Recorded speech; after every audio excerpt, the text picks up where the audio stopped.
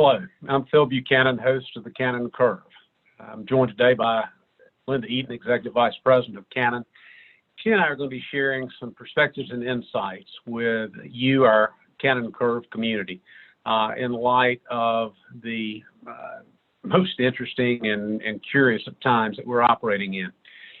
As advisors, we're challenged not only with helping guide clients through financial decision-making, but also life decision-making. And the environment we find ourselves in today places us in a unique situation that most of us have never even fathomed. Linda, welcome to the Cannon Curve. Look forward to hearing your comments today. Well, thank you, Phil, and it's an absolute privilege to be with you on this broadcast today. You know, one of the things that I keep thinking about is that when you consider the changing value proposition of the financial advisor, relationships have never been more important. And as counterintuitive as this might seem, this is a situation almost like 9/11 or anything of enormous import where we have an opportunity to really reach out and solidify relationships, often for years to come. So I don't mean to, jump on the current sort of market thrashing around as an opportunity, but I do think that this is a time when advisors can be so incredibly important to their clientele. And so it's a privilege to be able to reach out and help them do that. Well, Linda, you hit on something I think is really, really important there, and that is, as an advisor, reaching out to clients. It requires us to not only share perspectives and guidance with regard to financial markets, but to really look towards the overall well-being, both physical as well as psychological, of our clients. As many of our clients have been placed in situations where they aren't able to leave their homes, many advisors are in the exact same situations. I think the important thing to remember right now is to utilize that human empathy. That was one of the reasons that most of us wound up getting in this business initially. It wasn't because we were the smartest of the individuals from a financial standpoint. It's we generally have a love of individuals and a love of the clientele that we work with.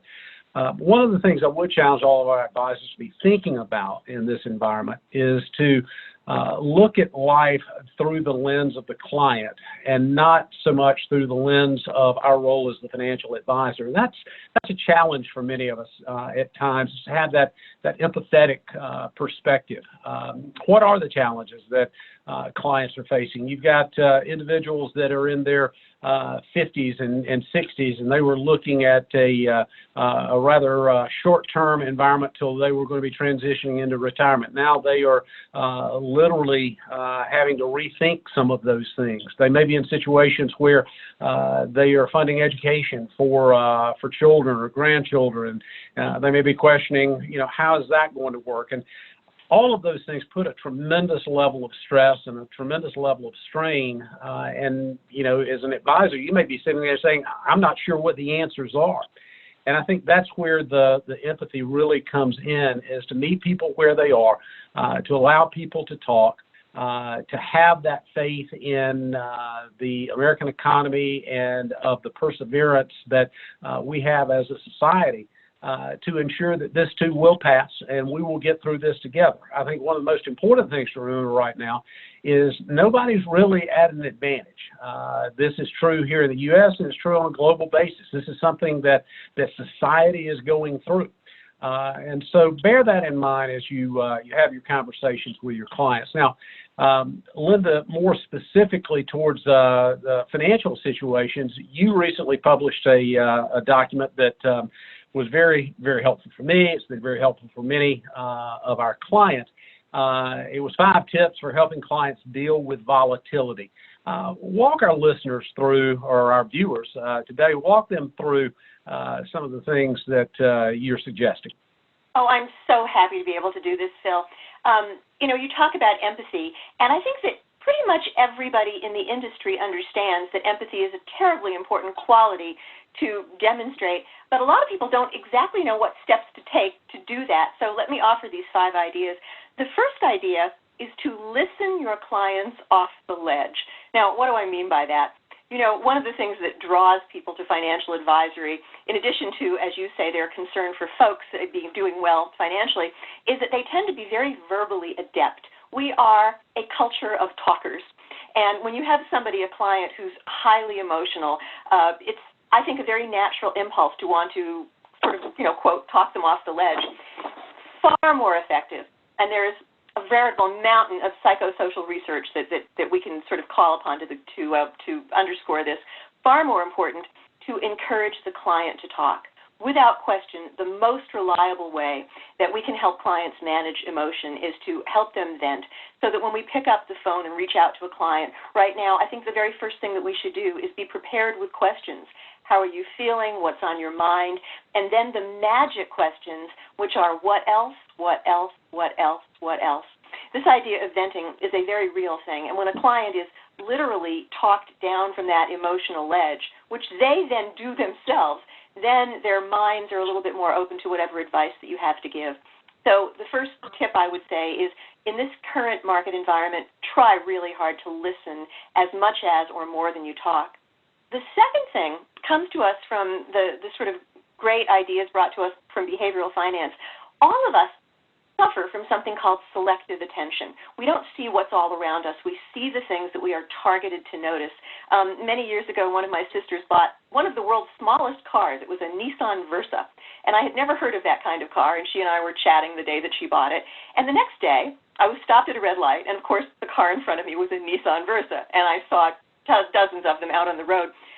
But I was alerted to notice that particular make of car. Now, if you think about what clients are alerted to notice right now, we've got this 24/7 news cycle, and, I think it's very important for all of us to remember that whatever brand of news you take in, their modus operandi is not to inform you, it is to sell cat food. They are in the business of ratings and selling advertising, and so they generate drama. Anytime that you hear any sort of news broadcast that contains the word could, this could be a global depression for 10 years. Things could be better 2 weeks from now. I mean, either side of the spectrum here. But anytime you hear the word could, you have to understand and help your clients understand that this is not news, this is conjecture. And when you think about this, bringing them sort of closer together with the fact, if you look at market history, bear markets tend to last about a year and a half on average. Bull markets tend to last longer than that. After every bear market for the last 100 years, after every bear market, there's been an enormous, dramatic recovery. So I'm not giving investment advice here as much as I am giving advice to learn the facts and share them with your clients. If you just go back 4 years ago to the end of March in 2016, the Dow was at 17,633, and people were all excited because it was an all-time high. 2 years later, exactly 2 years ago today, March 23rd, 2018, the Dow was at 23,533, and people were moaning that it was so low. So if you just help your clients get a handle on the facts, I think that you can find that very emotionally comforting for them. But that being said, if we sort of stay on the topic of behavioral finance, one of the things that all of us are seeing right now is the bias, the behavioral finance bias, that the experts call loss aversion.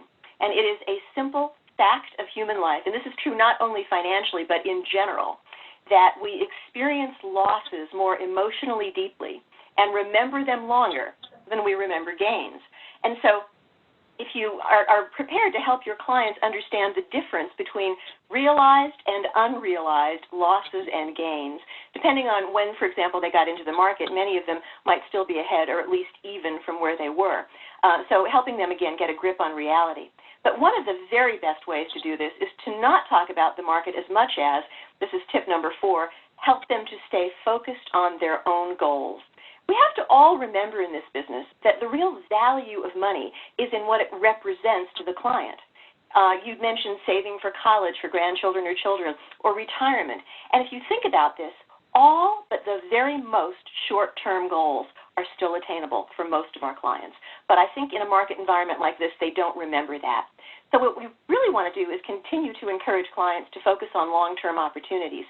As a matter of fact, now might be a great time, a really great time, to increase funding, for children or grandchildren's education, for Gen X clients who are famously underprepared for retirement to begin to shore up the retirement plan, for older clients who are really concerned about the effect of this market downturn on their own 401ks. One thing we can consider is that the SECURE Act extends the age limit to initiate RMDs from 70 and a half to 72. Again, for the older clients, this might be an opportunity to invest a bit more for a more secure, I don't say that tongue-in-cheek, for a more secure retirement. Finally, the fifth tip is this might be an interesting time to open the door to some of the expanded services that you as an advisor have to offer. There are so many clients who, because they've been so busy over so many years, have not attended to things like proper titling and beneficiary designations, to things like updating their will, those things that they're going to get around to when they have time. Well, as you mentioned just a few minutes ago, Phil, a lot of these folks are essentially trapped at home. And now may be the time to look at those things that are not so much directly investment related as a part of the overall financial wellness plan, and attend to some of those things that they didn't have time to do before. But, you know, one of the things I think of when I think about all of this is that, as you mentioned, the advisors are also sort of sequestered at home, many of them as well. And I think that this is an opportunity for us to take a whole new look at the technology of delivering advice. And I know that you have some really great ideas about that. Well, Linda, you're right. Technology, just like the conversation that we're having with our clients today we're doing this via Zoom chat. This is going to become more and more the quote-unquote new normal with regards to ways that advisors and clients and prospects and business overall will operate on a go-forward basis. Now, we've been using video chat for some time. We've been using teleconference for some time, but it was more of a convenience factor. Today, it has become more of an absolute requirement. I do have some thoughts and some ideas I want to share on ways to utilize technology most effectively in communicating with clients. But Linda, as I was listening to your commentary, I couldn't help but think of a metaphor that was used this past week by an advisor in the Ohio marketplace, and she was having a conversation actually with her two daughters, both of whom are in the financial services arena. And the daughters were appropriately looking to their mother for guidance and for wisdom. And she said that she was taking the approach with her practice much like an orthopedic physician takes with a patient who has a separated shoulder. Yes, the separated shoulder hurts, it's in pain, and there's but one thing that has to take place, and we've got to pop the shoulder back into its socket. And doing so is going to hurt. Doing so is not going to immediately alleviate all of the pain, but over the long term, the patient is going to be better off as a result of resetting the shoulder. And so she talked about that with regards to her clients' portfolios. And she said one of the things that they had done is they had gone through every client portfolio to ensure that all of the investment objectives were appropriate given the circumstances that they were in, and they were doing a rebalance and in a couple of instances a reallocation of portfolios. Is it a painful time to do that? Yes, it's a painful time to do that, but that's the role, that's the responsibility of an advisor. And to be able to do that in measured ways and authentic and genuine ways, this is our opportunity to really earn the moniker of advisor. So just to share that on the back end of your thoughts. Now, a little bit about the utilization of technology and video conferencing. And Linda, I think you'll agree with this from a behavioral finance standpoint. We tend to believe as humans a lot what the visual eye interprets and what it sees. There are numerous studies that are out there that When you talk about communication, that you may use words, and words are going to convey a certain amount, but it's the nonverbal communication that really is the major tell for a lot of clients. And that's one of the important reasons for video conferencing and video communication with clients. It's their ability to see you and to stay connected to you as the advisor, for you, quite frankly, to stay connected with them. So here are just a couple of things. Matter of fact, there are 5 points that I want to share with you. Point number 1, use the simplest technology that's available to communicate with your clients. For many of you, that literally may be FaceTime. You can utilize Zoom rooms. Many of the companies that are out there today have agreed to make their video conferencing and chat conferencing available free of charge or on significant discounts. But use the most simple form of communication that you can. And of course, being compliant with your firm's rules and responsibilities. The second thing that I would encourage you to do is to send a very simple set of instructions to your clients of how to sign in or to log in to the communication. Don't call them and try to walk them through that. Give them written information and encourage them to dial in or to log in a few minutes before, just as I'm sure you will be doing as well. One of the things that the internet service providers are telling us right now is there is a ramp up in the amount of video conferencing taking place and audio conferencing taking place, and it's overloading systems when the meetings begin at the top of the hour or at the bottom of the hour. And so what some of the technology specialists are encouraging is to begin your meetings at off times. So if you would normally begin a video conference at 9:30, begin it at 9:40. Begin it at 9:50. It places a little less structural limitations on the call.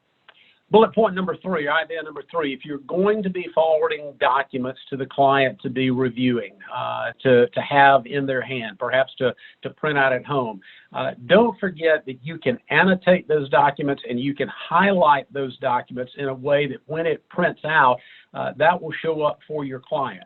Think about it. When your client comes in for a meeting in your office, you've normally got little tabs in the documents that you're sharing with them to highlight certain things. You can put digital tabs, digital highlights, digital attachments on documents if the client's going to be viewing those at home or printing those out at home. So take advantage of that opportunity. The fourth thing that I would say is make sure that you check your lighting and the background in the place in which you're going to be videoed. This is not expected to be a perfect Hollywood production, but you do want people to be able to see your face, see your smile. So be cognizant of that. And fifth and finally, concentrate as you always do on being the ultimate professional. Obviously, dress appropriate. Have your energy level high. This is game day for you. And the final point, of course, with regard to concentrating on the highest level of professionalism, as you always do, summarize the meeting verbally as you wrap it up, and then send a summary in writing to the client of what's been discussed and the actions that are going to be taken. All the things that you would normally do when you're face-to-face, we just have to shift the mindset just a bit to the ways that we do this in a digital video format. Now, Linda, again, one of the things that you've been so great about and so generous, not only in conversations like we're having today, but several clients have reached out and have asked that you participate with their teams, with their entire business practices, to share some of these insights and to share some of these perspectives. You've got a program entitled Weathering the Storm, Maintaining Client Confidence in a Volatile Environment. If some of our clients wanted to reach out to us and to tap into this information, walk us through the 3 or 4 main talking points that you would share in this type of coaching experience. Sure, Phil. Well, obviously, one of the things that we talk about in this program are the 5 tips that I just offered to the folks who are viewing this presentation right now. In addition, we offer essentially a conversation guide so that advisors can take clients through literally a step-by-step process, and we've applied the mnemonic growth to it, that we start with looking at what the client's actual goals are. What are the things that you want to achieve? And as I said earlier, in most cases, that's still going to be absolutely attainable. And then we want to look at the current reality. So certainly markets have changed. So what does the market dictate in terms of currently what we should do? And, you know, when you get right down to it, you've got buy, sell, or hold on any position that you currently have. So what are your goals? What is our current reality? And then when we look at those two things together, we talk about, well, what options then lie before us? What are the decisions that we need to make now? What are the decisions that we can defer? Then once we actually decide on what options are most attractive, the T in the word growth is for advisors to track carefully what's going on. One of the things that we know is that lawsuits skyrocket in volatile or down markets. And so never has it been more important, for example, for advisors to record, take great notes about what you're doing with clients, about the advice that they take or do not take, but you want to make sure that you're recording everything. So track what's going on. And then finally, the H in the word growth is to hold their hands. Clients need more care, more love, more empathy, more attention in markets like this than they do when everything's sort of sailing smoothly. I want to say just a quick word. I know our focus here has to do with how we approach our clients. But if you go all the way back to the crash of 1929, a lot of people remember that there was this sort of specter of people jumping out of windows on Wall Street. And I want you to hang on to that thought for just a minute. I want to just bump up to 2008.